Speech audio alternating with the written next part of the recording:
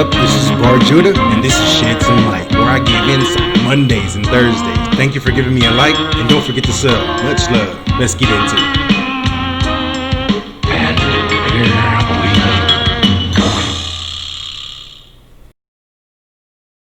Alright, what's going on, people? My name is Judah, and this is Shed Some Light. I'm coming to you today, talking to you, or hopefully going to be able to shed some light on this father's situation and what he's currently dealing with, the son. All right, I hope you guys appreciate it, and here we go. But not in the way you think. They, too, since I buried my son. My son died from the coronavirus, as I mentioned, but not in the way you think. The human condition is not to be socially isolated. And I heard someone say, well, it's like summer for these kids. It's not like summer for these kids. It's just not. Anybody says it's an idiot. This is not summer. You have parents who are stressed out because they lost their jobs. That's not like summer. You got kids who have no interaction with their friends other than through Fortnite and FaceTime. That's not like summer. You have kids who can't go run off their energy at PE class. They can't get that one hug from their teacher that they needed. There's social and emotional challenges beyond comprehension. And we're only going to begin to understand the effects, and it will be incredibly hard to track and incredibly hard to prove my thesis because the network effects of how this all happened, the butterfly effect, is too complicated. But my belief is that we have a bubble, a social and emotional bubble that's about to burst. And it's been coming for a while. I think Hayden was an incredible kid. He wasn't depressed. He wasn't someone who moped around. Like any teenager, he was hard on himself at times. Probably a lot like me, pretty competitive guy. And like anybody, had his own insecurities here and there. My son, the story behind my son, for those who want to know, back in December, he got a brand new monitor for Christmas. That's what he wanted. He was a big time gamer, and I got nothing wrong with gaming. That's what he wanted, to play Fortnite. He's an incredible Fortnite player, one of the top for his age in the country. And I'm very proud of that gift, and that one was wonderful for a couple of months, right before the virus started. Back in February, like I used to do when I got mad at Mike Tyson's Punch-Out or whatever it was, he got mad at Fortnite, turned around and chunked that controller over his head again, just like I used to do, and hit smack in the middle of that monitor, broke it. And we told him, son, you can't do that. I don't care about the monitor, but I care about how you react. It's just, you can't do that. Or you're not getting another one. Sorry, dude. And he negotiated and tried every which way to convince us, talking to my dad, we call him Pee-Pee, trying to get him to fix it, and you can't fix those new LCD monitors, or not cheaply at least. And, but we said, you know what, if you, opportunity to learn a lesson, do some hard work of your own, do some more chores around the house, you treat your sister nicer, maybe we'll talk about it, we'll get you one. And he held up his end of the bargain. February, March, he worked his butt off, did some things around the house, did many things around the house. I could see just a wonderful change in how he treated his sister, which brother and sisters always fight. There's nothing unusual about that, but just learning. He was evolving, he was growing, he was becoming a man, 12-year-old boy. And,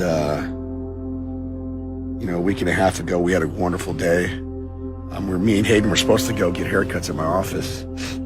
Both of us were getting shaggy as can be. And my water in my well went out. And, I needed help to fix it, so I called the smartest guy I know, which was my dad. And I hadn't seen him because of the virus. I hadn't allowed him to go to work. I said, you got to work from home, man. I was worried about my dad just like everybody else. But he came over, helped me fix the well. It was a beautiful sunny day. We had a glorious time. Me, Hayden, and him fixing it. My dad even gave him a little mission that he had to watch something on the well. He was real proud of that. I remember Hayden come up to me in the kitchen. I gave him the biggest hug and I kissed him on the hair. I hugged him tight for some reason. I didn't know what the last time I'd hug him. My dad did the same, and we talked some more, and Hayden went upstairs to his room. My dad had to go. I had to take a phone call. April went to go pick up a friend.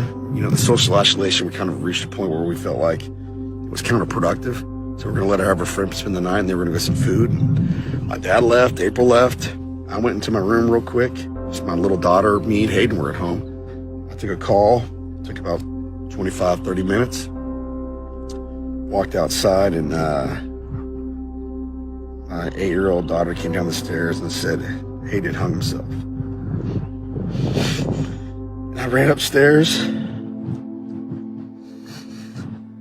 I tried.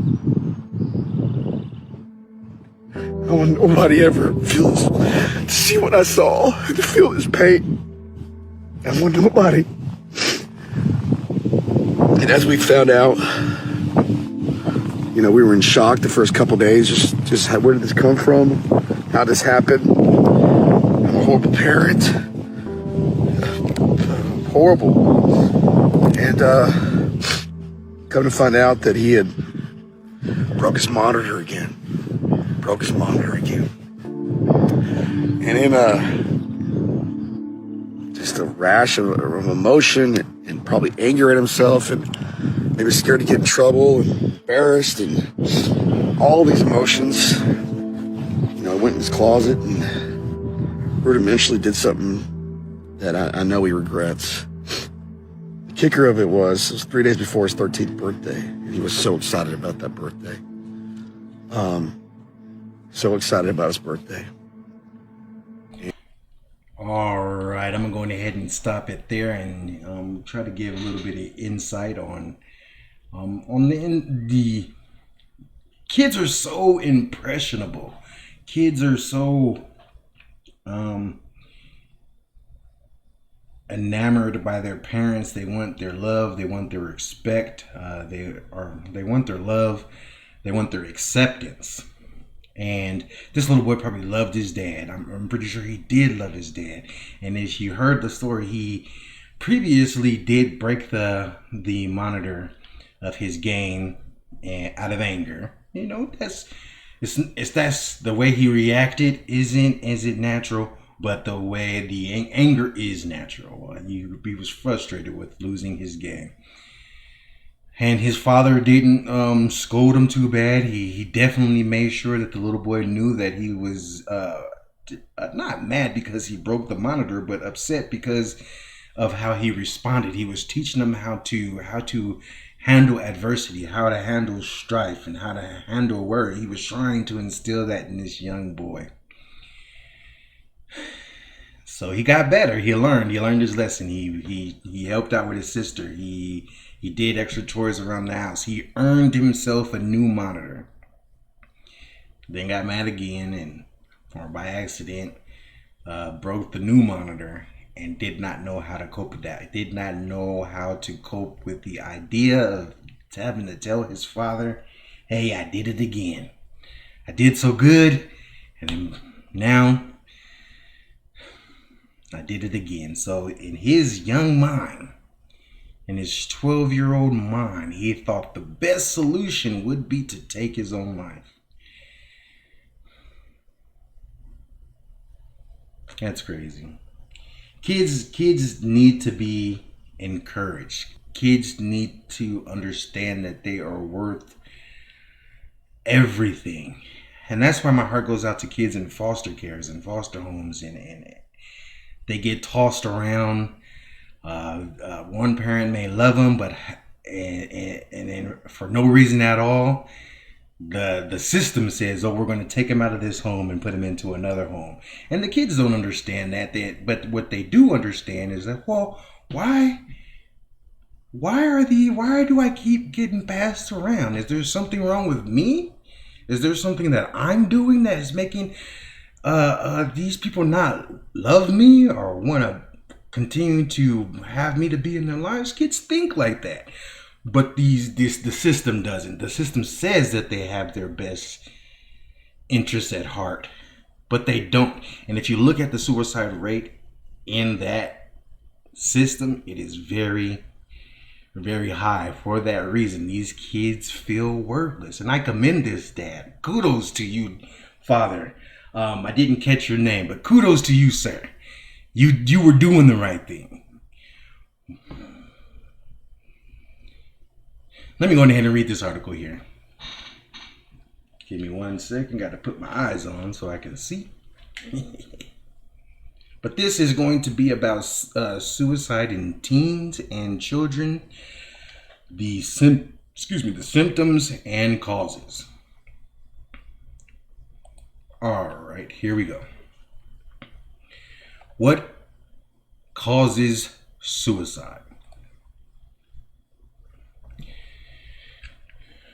Research shows that approximately 90% of people who have died by suicide were suffering from a mental illness at the time. The most common mental illness reported was depression, impulsivity, and substance use, including alcohol and drugs. Also, warning signs for elevated suicide risk. It is important to remember that suicidal thoughts and behavior are not the natural consequence of serious life stresses. People who experience a stressful life event may feel intense sadness or loss, anxiety, anger, or hopelessness, and may occasionally have the thought that they would be better off dead. And most people, however, experiences of stressful life events do not trigger recurring thoughts of death, creation of a suicide plan, or intent to die. If any of these are present, it is suggested that the person is suffering from depression or other psychiatric disorder and should seek professional treatment. Who is affected by suicide? Unfortunately, suicide crosses all ages, racial, and socioeconomic groups in the U.S. and around the world. In the U.S., suicide is the second leading cause of death among children and adolescents, 10 to 24, and the third leading cause of death among 12-year-olds. Nearly one of every 8 child between the ages of 6 and 12 has suicidal thoughts.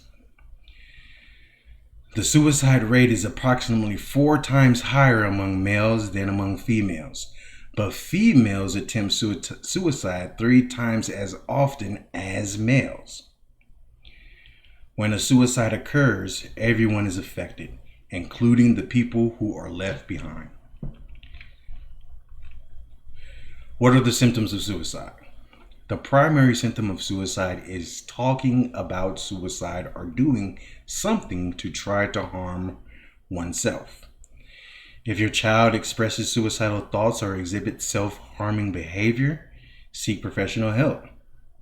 There are many warning signs and risk factors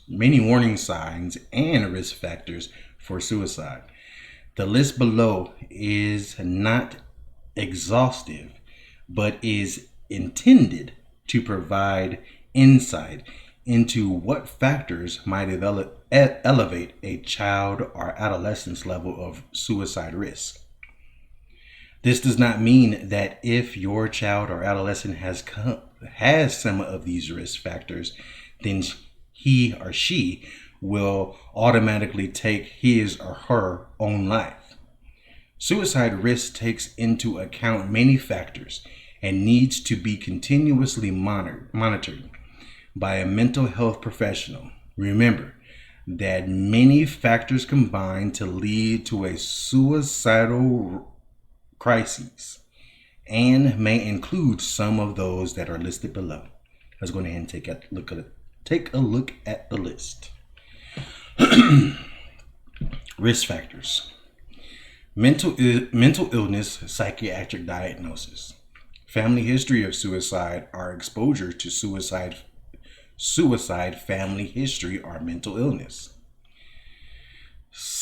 Physical, sexual abuse, losses, aggressive behavior, impulsivity, lack of social support, social isolation, poor coping skills, access to ways of harming oneself like guns, knives, etc., difficulties in dealing with sexual orientation, physical illness, family disruptions, divorce, or problems with the law, traumatic events, warning signs, preoccupation with death, preoccupation with death, e.g., ergo, recurring themes of death are self-destruction in artwork or written assignments, intense sadness or hopelessness, not caring about activities that used to matter, social withdrawal from family, friends, sports, social activities, substance abuse, sleep disturbance, either not sleeping or staying awake all night, giving away possessions, risky behavior, lack of energy, inability to think clearly, concentration problems, declining school performance, increased absence from school, increased irritability, changes in appetite. How common is suicide? Suicide is the second leading cause of death among teenagers in the United States. In 2012, the most recent year for which data are available, over 40,000 suicide deaths were reported in the United States. During that year, someone living in the United States died by suicide every 12.9 minutes. Unacceptable. How can I tell if my child is suicidal? If you can, start by asking your child if he or she is thinking about suicide. Be sure to ask them in clear, straightforward language like, "I'm worried about you. Have you been having thoughts about wanting to die or killing yourself?" People who attempt or complete suicide often exhibit a number of warning signs, either through what they say or by what they do. The more warning signs a teenager exhibits, the higher the risk of completing suicide. If you think your child might be at risk for suicide, you should have him or her evaluated by a professional. You could call your primary care physician, your child's therapist, or a psychiatrist, your local mobile crisis team, or visit the closest emergency department. In an emergency, you should call 911. What is the difference between suicide in a child and suicide in adults?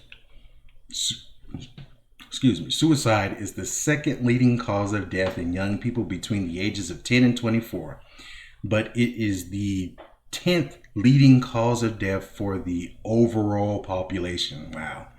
Although firearms are the most frequently used method for death by suicide in the United States, the most frequent method used by teenagers are hanging, jumping from high places, and overdosing on pills or other poisons. How can I prevent suicide? You can prevent suicide by being on the lookout for the warning signs mentioned above. You can also prevent suicide by asking about it.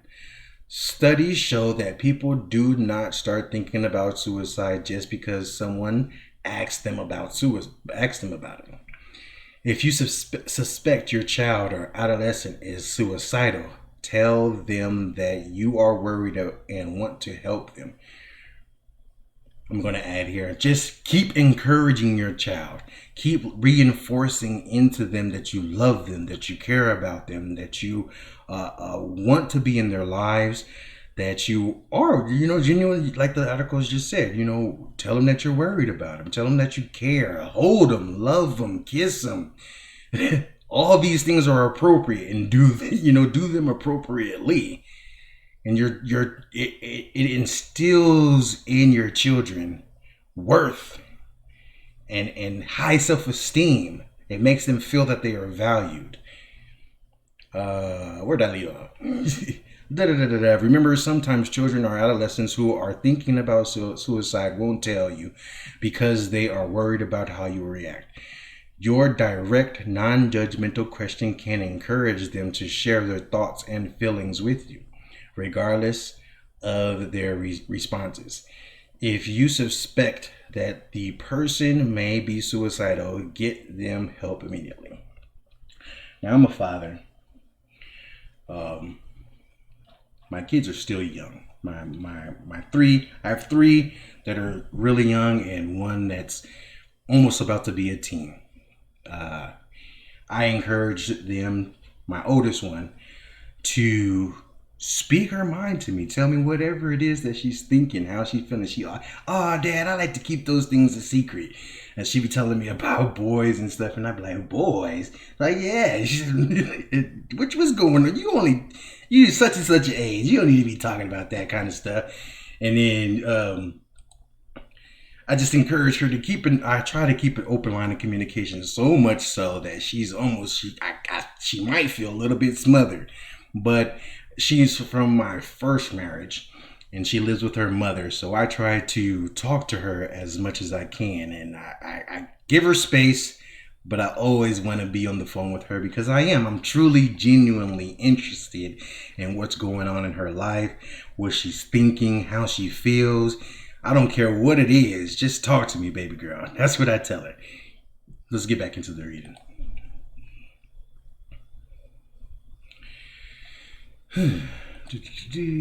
What is the long-term outlook for a child who is suicidal? With the right help, a child who is suicidal can make a full recovery and live a fully productive life. And I 100% agree with that. Their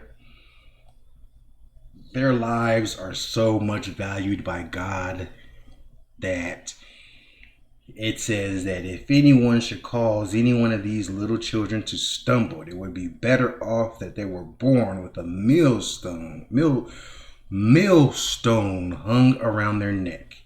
That's how much God values children. And so that we should value them that much as well. Let's go ahead and read this one last Bible verse, and then I'm going to let you guys go. Thank you for spending some time with me. This is Shed Some Light. Hopefully you come back next week, and we'll be doing the same thing. Give me a second here, and we'll transition right back into another reading.